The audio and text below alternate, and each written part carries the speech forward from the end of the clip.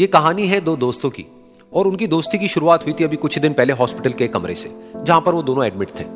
तो दोनों में से जो एक था, उसको अभी कुछ दिन पहले एक पैरालिसिस का अटैक आया था, जिसकी वजह से गर्दन के नीचे की उसकी पूरी बॉडी पैरालाइज हो गई थी और वो अपनी एक उंगली तक नहीं हिला सकता था।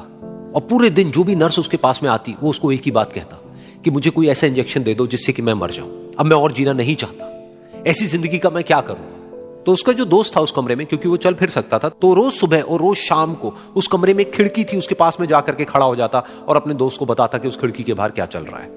बिल्कुल नीला आसमान है, सफेद बादल है, हल्की हल्की हवा चल रही है और कुछ पंछी उड़ रहे हैं। एक बहुत ही सुंदर बीच है जहां पर कुछ बच्चे मिट्टी के घरौंदे बना रहे हैं। कुछ लोग हैं जो वहां पर बैठे हुए बस समुद्र की लहरों को देख रहे हैं। कुछ लोग जॉगिंग कर रहे हैं, कोई एक्सरसाइज कर रहा है, कोई पतंग उड़ा रहा है। वहां पर एक आइसक्रीम की स्टॉल है जहां पर कुछ लोग आकर के आइसक्रीम खा रहे हैं। और सनसेट के टाइम पे जो पानी है वो पूरा गोल्डन हो जाता है और चमकने लगता है।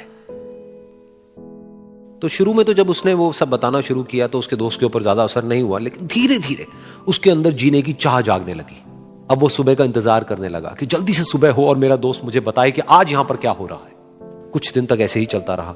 फिर एक दिन जब वो सुबह उठा तो उसने देखा कि सामने वाला बेड खाली है। फिर उसने नर्स को बुलाया और उससे पूछा कि क्या वो डिस्चार्ज हो गया है। तो नर्स ने कहा कि आपको तो उन्होंने बताया होगा, उनके पास कुछ ही दिन बाकी थे और कल रात को ही उनकी डेथ हो गई है। ये सुन करके उसके अंदर की उम्मीद पूरी तरह से टूट गई, क्योंकि सिर्फ उसका दोस्त ही था जिसने उसको बाहर की दुनिया से जोड़ा हुआ था, जिसकी वजह से वो जान पाता था कि बाहर क्या हो रहा है और ये दुनिया कितनी खूबसूरत है। तो कुछ दिन तक तो वो रोता रहा और उसने जीने की चाह छोड़ दी। लेकिन दूसरी ही तरफ से उसके अंदर कहीं ना कहीं एक नई चाह पैदा हुई कि काश मरने से पहले एक बार मैं खुद अपनी आंखों से देखूं इस खिड़की के बाहर कि दुनिया कैसी है। जैसे जैसे उसकी ये चाह बढ़ने लगी, उसको अपने अंदर एक अजीब सी एनर्जी महसूस होने लगी। और फिर एक दिन उसने अपनी पूरी ताकत लगा दी और किसी तरीके से वो बेड से नीचे गिरा और पकड़ पकड़ करके किसी तरह से उस खिड़की तक पहुंचा। फिर उस खिड़की को पकड़ करके वो खड़ा हुआ और खिड़की के बाहर देख लिया।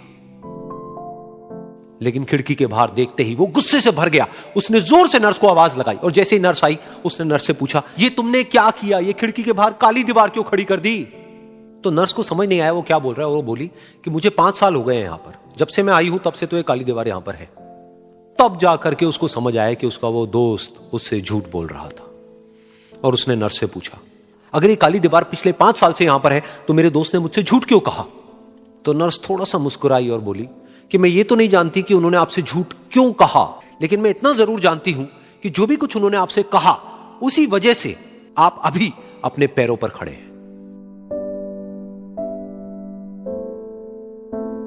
तो इस कहानी से हमको यह सीखने को मिलता है कि जो हमारे शब्द हैं, जो हमारे वर्ड्स हैं, जो हम अपने मुंह से बाहर निकालते हैं, उसमें इतनी पावर है जिसकी कोई हद नहीं है। वो किसी आदमी को गिरा भी सकते हैं और उसको उठा भी सकते हैं।